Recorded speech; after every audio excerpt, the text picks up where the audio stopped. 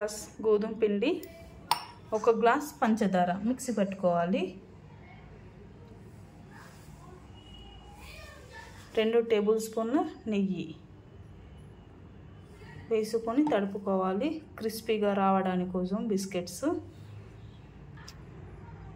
ఇలా నెయ్యి వేసుకొని పంచదార వేసుకొని ఇలా ఉండలు లేకుండా సాఫ్ట్గా కలుపుకుంటూ పంచదారని పిండిని ఇలా 2 మిక్స్ చేస్తూ ఉండాలి.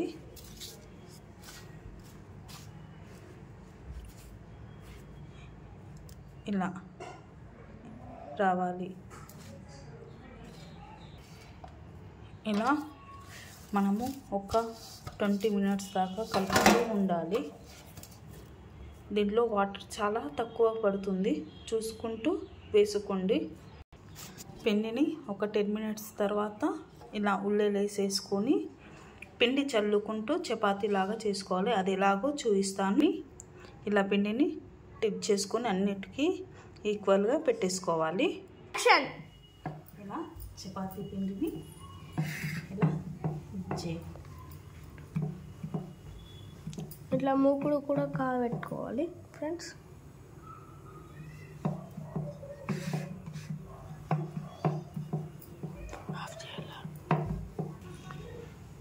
చాకుకు నెయ్యి అప్లై చేసుకోవాలి.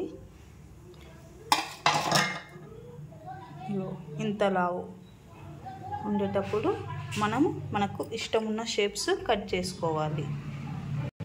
ఆయిల్ వేడి కాగానే ఈ చిన్న మనం షేప్ చేసుకుని సిమ్లో పెట్టేసుకొని ఫ్రై చేసుకోవాలి.